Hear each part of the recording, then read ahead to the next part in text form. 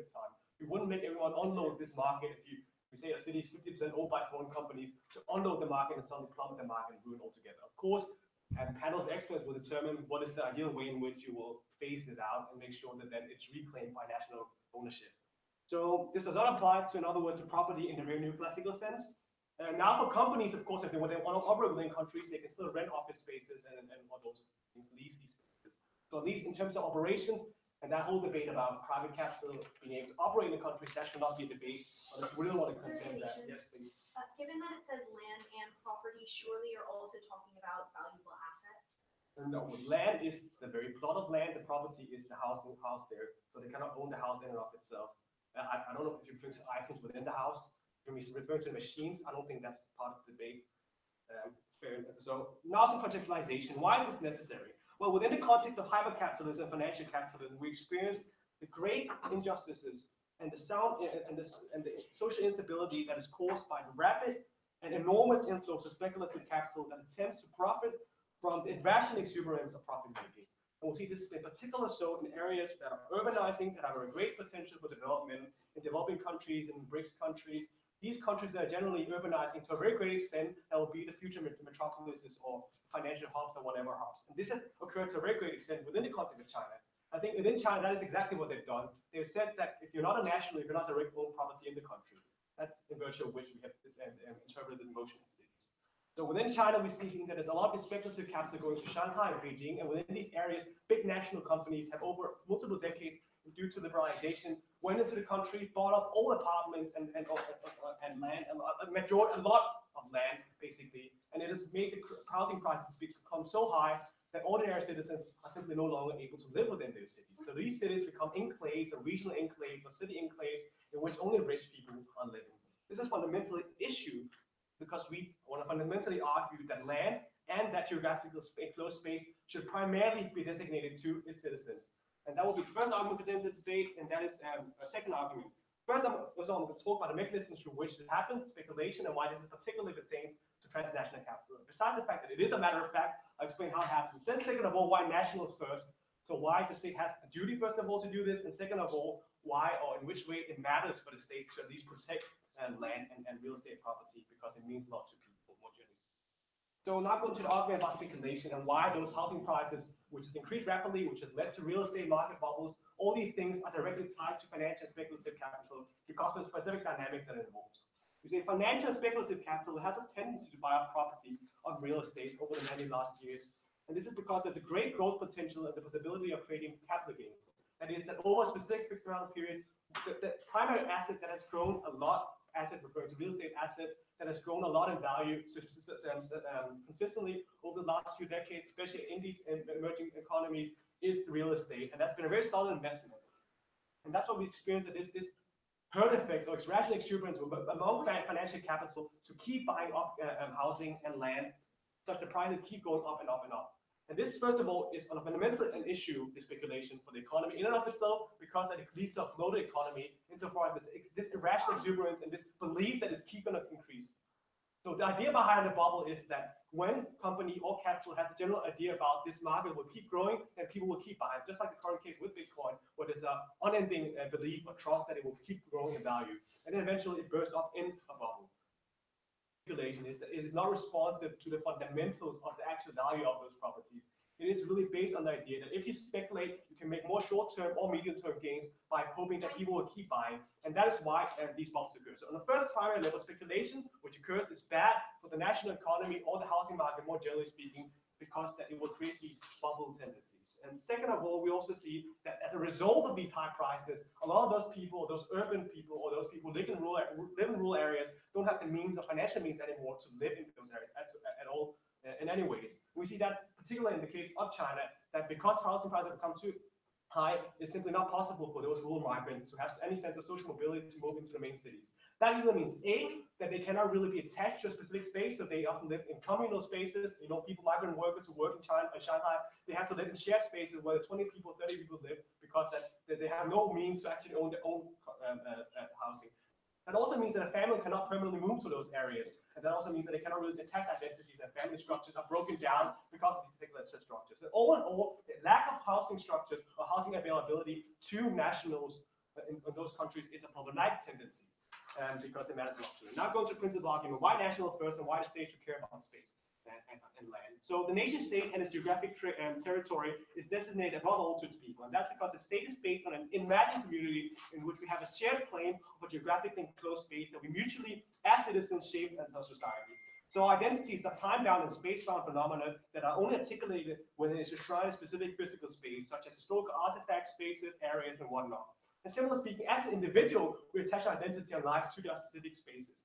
So the state, as the representative of its people, we argue, insofar as it is somewhat responsive, not even if it's a democratic state, but just in general a state that is responsive to its people and wants to have a stable society where we don't have a massive polarization within rural and urban classes, which is the case in China that happened to a very significant degree, which is in part also the reason that they're trying to curb this issue by saying only nationals can buy it.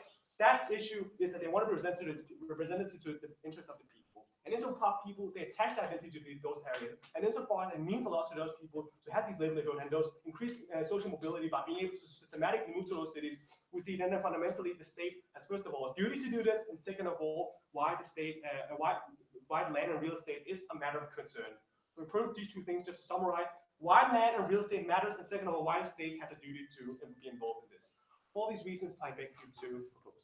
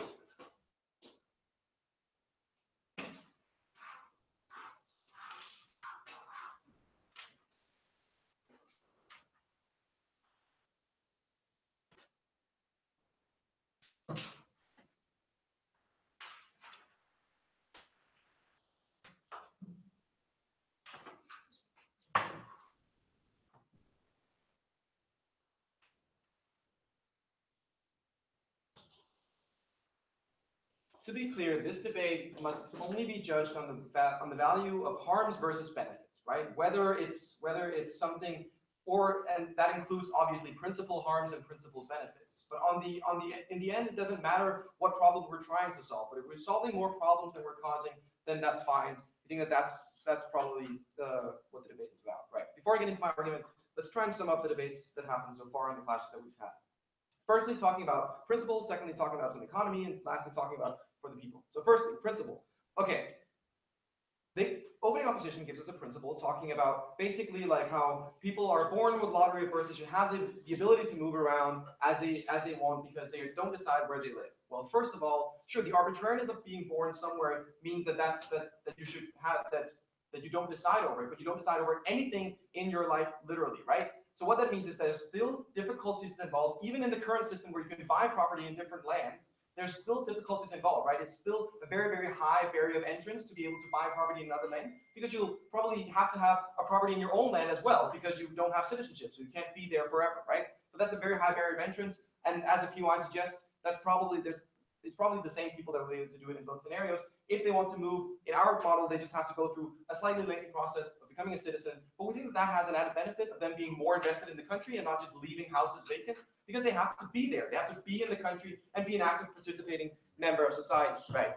What we give you is that the state has an obligation to provide for its people before anyone else, right? We think that there are interests. When interests align, that's great, right? When they can appeal to conglomerates so that they enhance your economy, that's great. We think that mostly what happens is that when conglomerates come in to the property market or to the real estate market, we think that becomes speculation, right? Speculation, as Alex outlines to you, is mainly in terms of having vacancies, moving properties back and forth quickly, because it's all a game of hot potato, basically, right? You move the things back and forth quickly until the bubble bursts or until someone actually wants to use the property for something. Until then, it's just a piece of value, right? So in that sense, that's not much use for it. We think that that's problematic because that takes away what value from the citizens of the people, because nobody's using the property for anything that gains the citizens, only benefiting the conglomerate. So on the principle level, I think we have a pretty clear winner in us.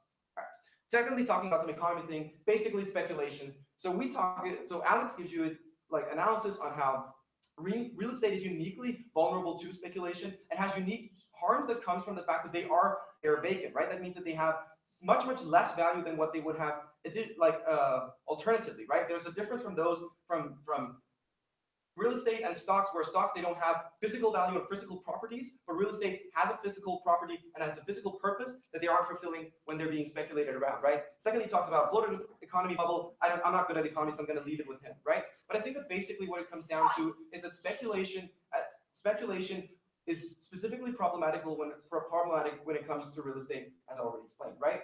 So they take opening opposition basically kind of shoes this aside and just say, well, it doesn't solve speculation, right? We think that that's not true, right? We think for a number of reasons. Firstly, we think that speculation comes mostly from international conglomerates. Why is that so? Because speculation in real estate has a very, very high barrier of entry when it comes to capital needed, right? Because these are when you're moving capital of like millions and millions of currency every time you buy real estate. So we think that means that it's largely international conglomerates, because those are the ones who has the capital to do so. We think that largely, regardless of whether it is so or not, we think that this is something that we exclude, and we think that we're at least lessening the burden, we're lessening the competition, lessening the opportunity to do so, right? We think that likely what will happen is that we will accommodate this with some sort of system for controlling what can be speculated, what can't. But I mean, obviously, we'll just stick to the model that we have. So generally, we just think that it reduces speculation in the end. No, I'll take you after the rebuttal thing. Lastly, talking about what's best for the people, right? Alex gives you analysis about how it's bad when with this kind of speculation. That means that the real estate prices rise, and that means that there's a separation, right? We think that a lot of people work in the bigger cities, but are now then forced to live outside of the cities, right? That's problematic on two levels. Either it's a situation where they live with their family close to the city but out of the city, right? That means that they still have to commute every day. We think that gives them a disadvantage because they have to get up earlier. We think that that's problematic, but we think that on a whole other level, we think that oftentimes they will need to have their family, their kids, and their wife, or however progressive the country is, to live in a rural area, and then themselves have to live in a dirty apartment in the city to be able to provide for them, right? We think that regardless of what like what level of extremity the exam will have, so whether it's just a longer commute or anything, it's still giving a further disadvantage to the poor people and to the workers. We think that that's problematic, right? Opening opposition's not yet. Opening opposition's response is just build more houses. All right, fair enough. Firstly, we think that we're solving the problem with having having vacant buildings that won't be vacant anymore. Secondly, building more houses. Okay, let's just remove all green areas, all forests, just to build more cheap condos and cheap apartment blocks for the poor people. Sure, that's a great idea. Okay, we think that that's probably going to make poor ghettos. We think that that's problematic. That's already what's happening with gentrification. We think that that's bad. I'll take one for closing. So long as you don't regulate these specific markets where these problems occur, foreign investors can continue exerting these harms through doing it through local companies. Why are you targeting foreigners and foreign-based companies? It's completely arbitrary and unfair. They can, well, I mean, okay, international corporations do it through local corporations. I don't know. Well, I mean, that's so much hassle that's probably not. I don't know. I'm confused as to why that's a big problem. Okay, well, if a local company is owned by an international conglomerate, then they won't be eligible to buy property. Then it's basically owned by an international conglomerate. All right, a little bit of my own case, which is an extension of what we already heard from Alex, but basically he's talking about gentrification, harming the poor. It's all bad, right? With the amount of inequality in status quo, we think that the rich have a significant advantage in getting homes, right? Specifically in this situation that we outlined to you, where the prices are rising, right? That's problematic because that means that local governments and businesses have an incentive to cater to them. Whether they own the homes, then they will want to raise the prices, or if they're just businesses, they want to create fancy, like Whole Foods instead of Walmart, et cetera, right? We think that that's problematic because poor people are pushed further and further away from the city's center, right? Few impacts. Firstly, the ones that Alex already gave you, but more impacts is, well, that means that they have less access to the big city benefits. What that means is they have less access to the social mobility of good education, of better jobs that are generally located in the city. I think that secondly, it provides with a division of poor and rich. That means that there's less identification between the classes. We think that that provides with more polarization in society. Because we are at least trying to solve speculation, and because more homes that are mixed, we want to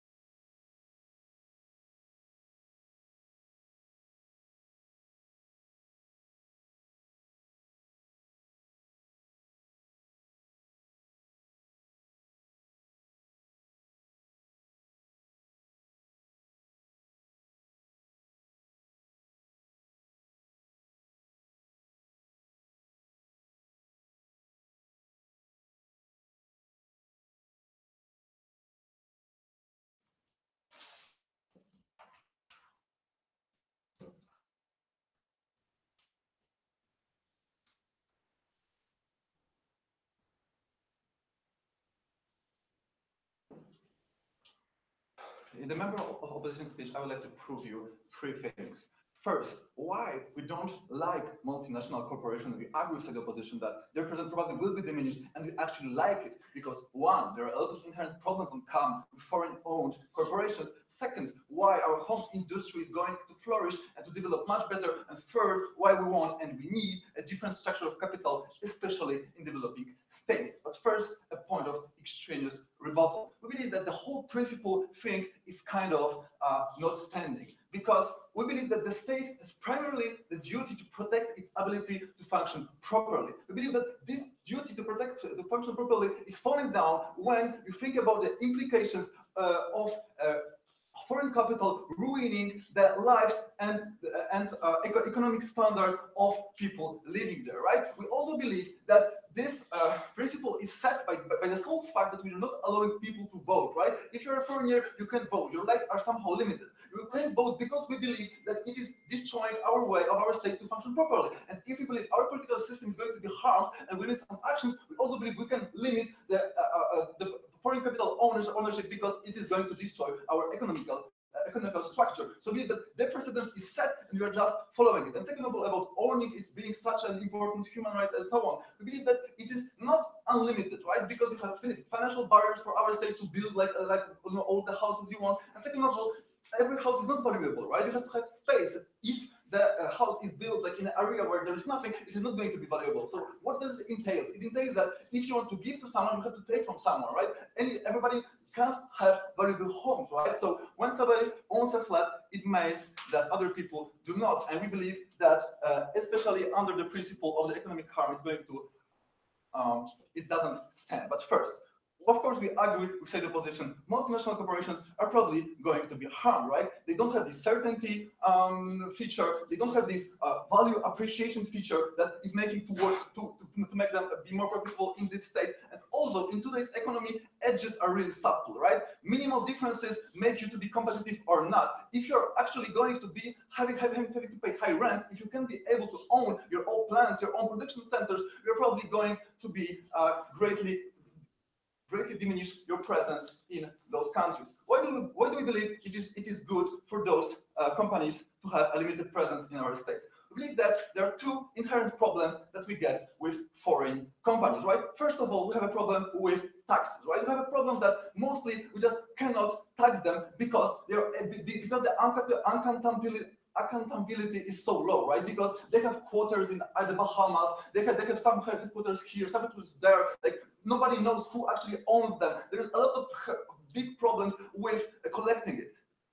Not being able to collect taxes, especially in the developing world, is harming our growth. It's harming our state services. It's harming our infrastructure. It's harming our education possibilities. It's making our society to be less able to grow and develop in a sustainable manner, and not only to be the cheap capital providing capital, right? And second of all, we have workers' rights problems, right? Which also hinders the possibility to accumulate capital, right? It hinders the possibility to have higher wages, higher stuff, because they have this mechanism of just forcing their way, right? Because in the status quo, they can say, okay, so you don't want to give us tax evasions, you don't want to give us the circumstances we want, we can just go to a different state. We can just leave, we can just choose the country that is giving us the best possibility, the best, like the most effective environment for us. This mechanism doesn't work anymore in our state of the house, because simply you just cannot buy capital in different countries, so you have to function in your own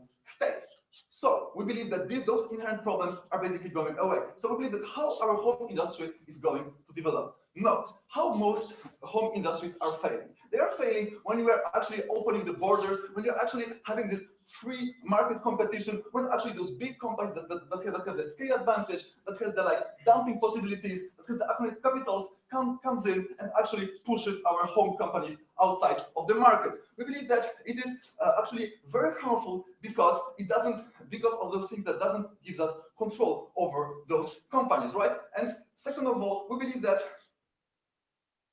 what is really harmful in this situation is that we want a different structure of capital, right? Because we believe that nowadays in the developing world, structure of capital is as follows. Big capitals comes in, it is owned by foreign nationals, Nobody's actually accumulating anything, and people are only earning money because they are working there. So we have a society where everybody is poor, where nobody has a possibility to have an influence over anything. People do not have the time, the possibility to travel, to accumulate knowledge, to accumulate education, and so on and so on.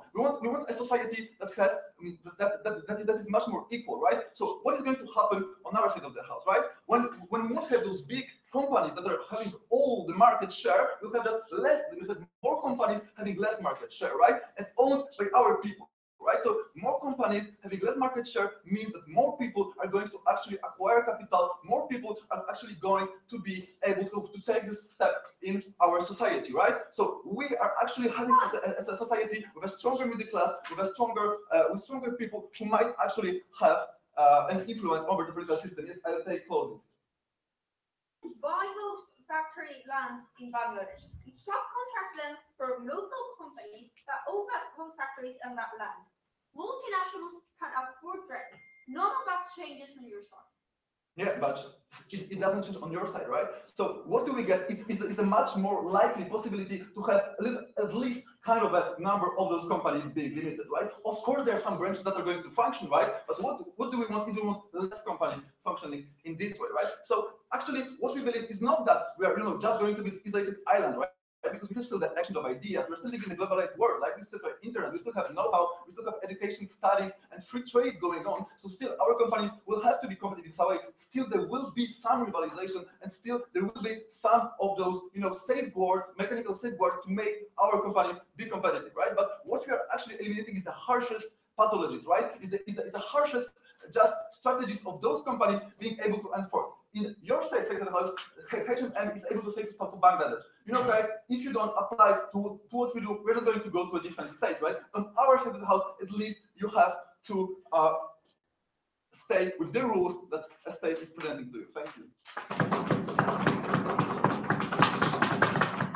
pick a member of government for my speech, a member of opposition.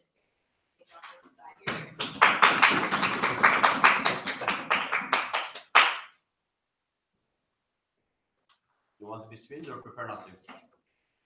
I can be screened as well.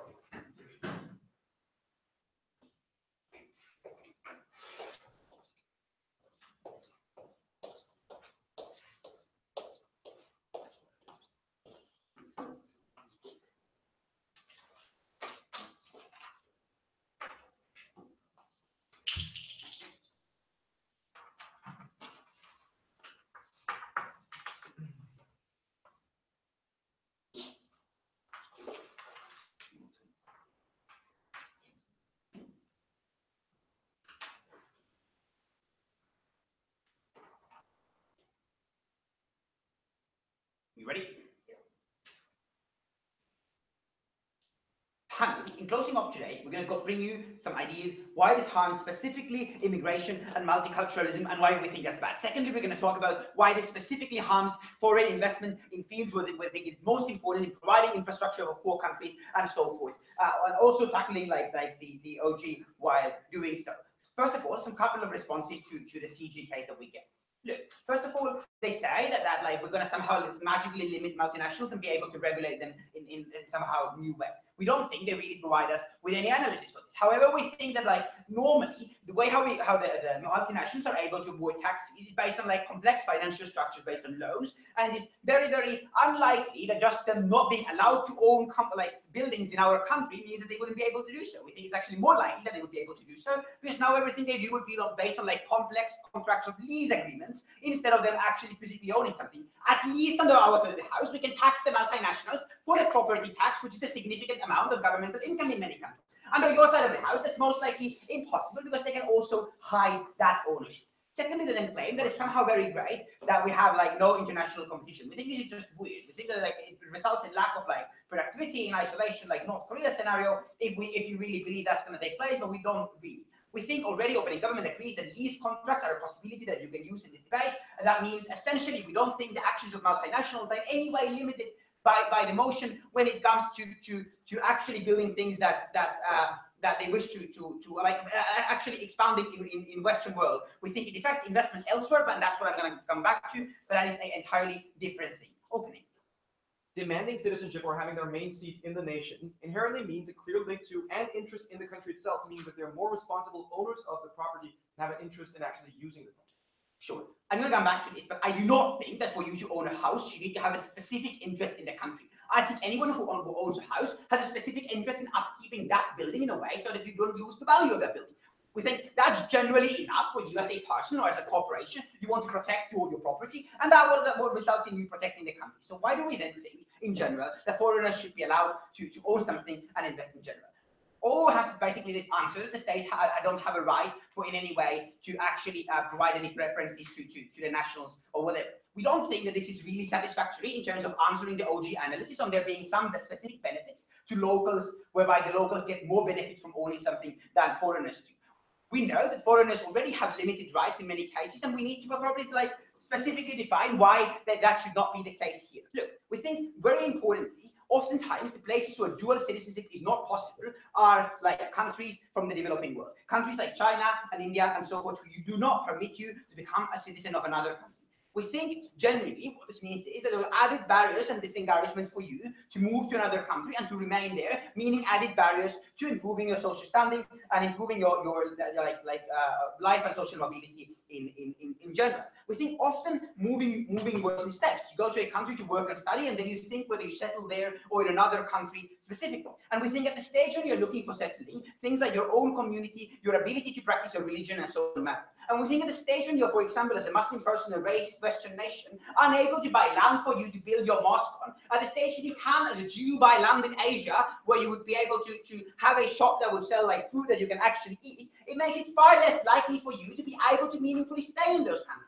We think this means effectively that they are less able to stay there, less willing to stay there, reducing social mobility, reducing possibilities of minorities and possibilities of immigrants from third world countries coming to the West. But we think also this has another big impact with similar logic. Notice that oftentimes foreign ownership is the most common in regions that are close borders with another country. I'm talking about areas like Malmö and Lund with Copenhagen. I'm talking about areas on the Canadian and US borders where there are literally cities that are on both sides of these borders. We think oftentimes these locations are examples of multiculturalism and examples of tolerance and growing prosperity between nations. We think that they act as an example of how actually nice non-racist policy can act. And at the stage when you are unallowed not to live on the other side of the border, to actually genuinely own a house there, and you are confined into your own land, you're just far less likely to genuinely interact with the foreigners in these areas. This case might sound like minor, but we would like to know that Europe consists of very small states whereby these borders are literally everywhere, and it literally means that a vast number of people who genuinely wish to own a house for the reasons that Rory gave you, it is very, very likely that these people will now move back to their native countries and not live in those other countries. We just don't think this is a very, very good thing. No, thank you. Okay, so why do we think foreign investment matters? Look, Mila makes a POI to opening government, asking, can't the international companies speculate by having somebody local owning this? We think that either opening government needs to accept that they can, or then they need to give the answer which they give to us, which is that if local companies own the properties within a country, that means international people may not be owners of the said local companies.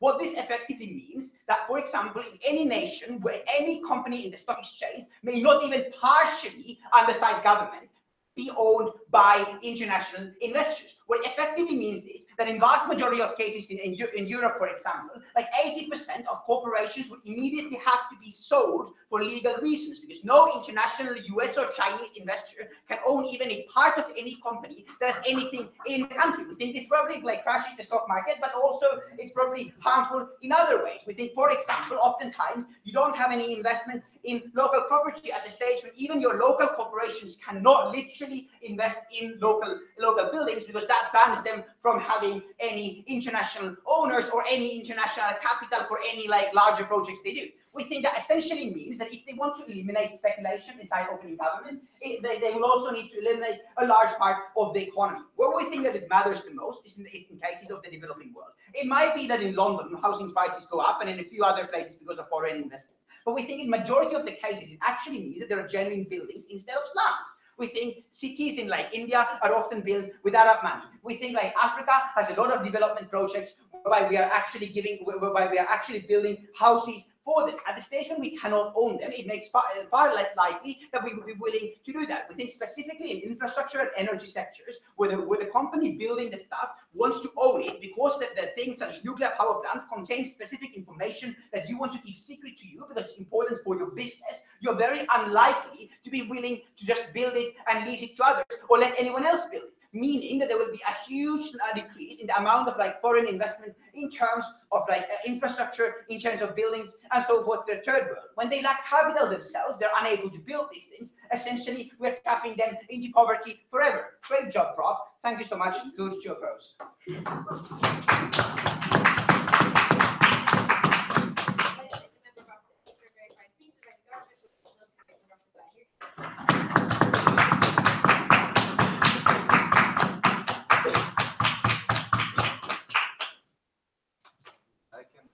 It's okay.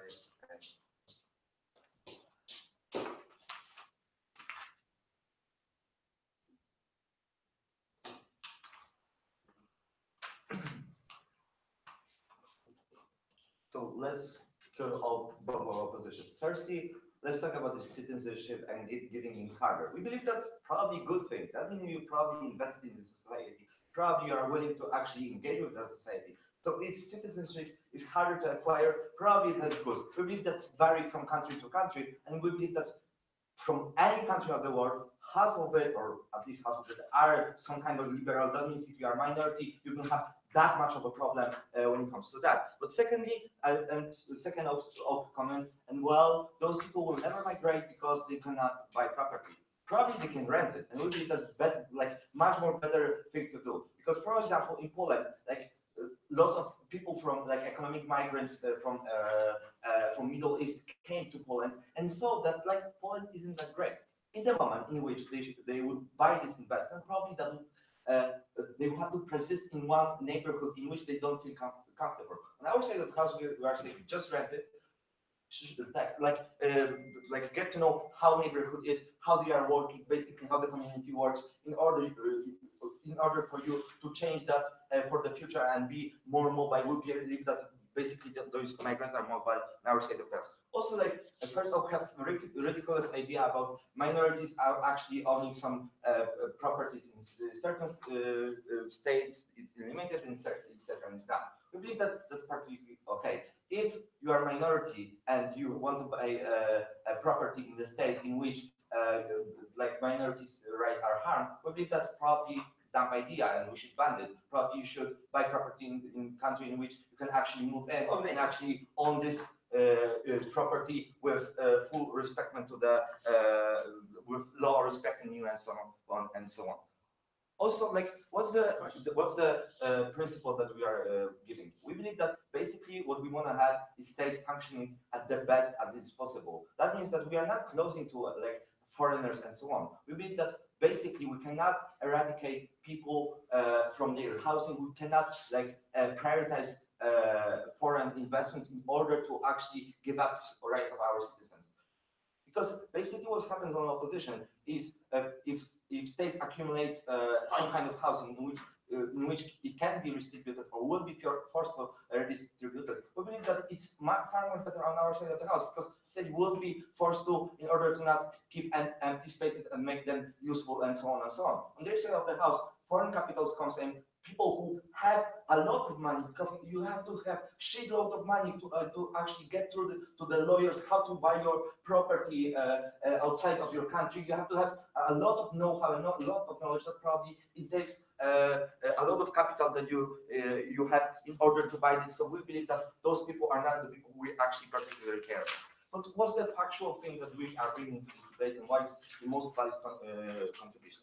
We believe that basically what stops states from functioning well is that the fact that the companies are run in very badly way and they are draining our market. We believe that even if that's the case, that's the second opposition say that outsourcing still exists. This outsourcing is still subjected to the laws of this particular state. So we believe that our benefits on our side of the house are staying. And just because you have some contracts between them, that doesn't mean that that is still far more better than this that you have on their side of the house, in which if in which case those companies own the land, have a lot sheet of networking, because if you are owning a land, owning an office, probably you can expand more in certain neighborhoods or in certain legal system, and that probably creates your opportunity to abuse this legal system, to abuse local people and actually go around those taxes. When it comes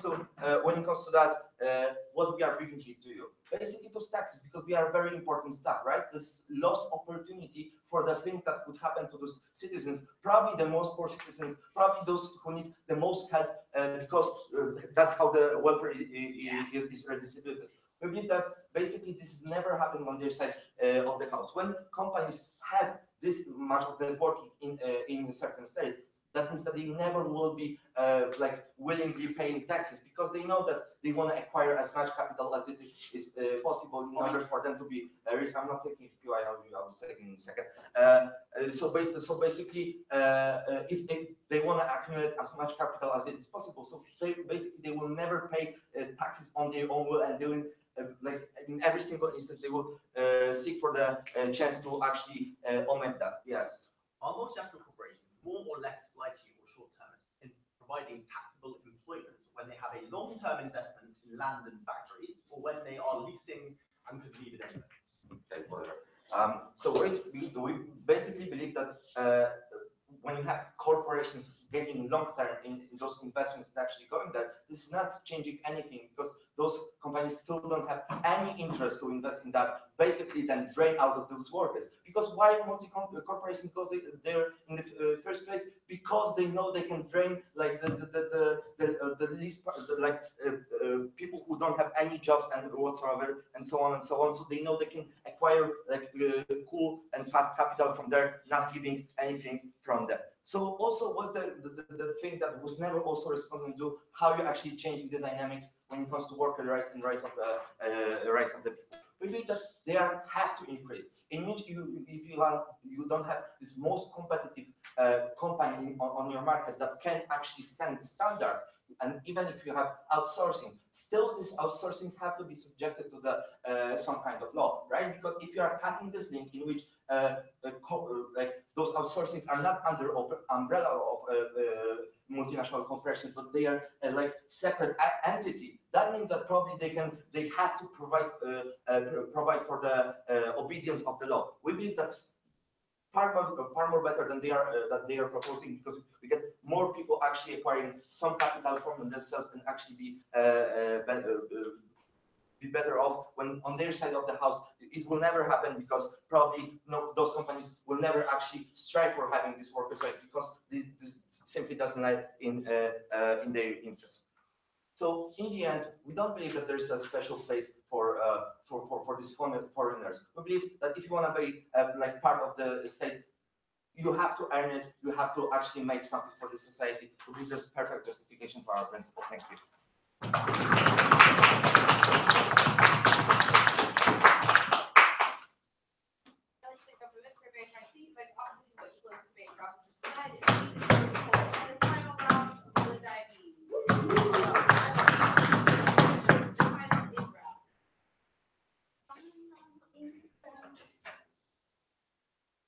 We can also just make this final. Why not?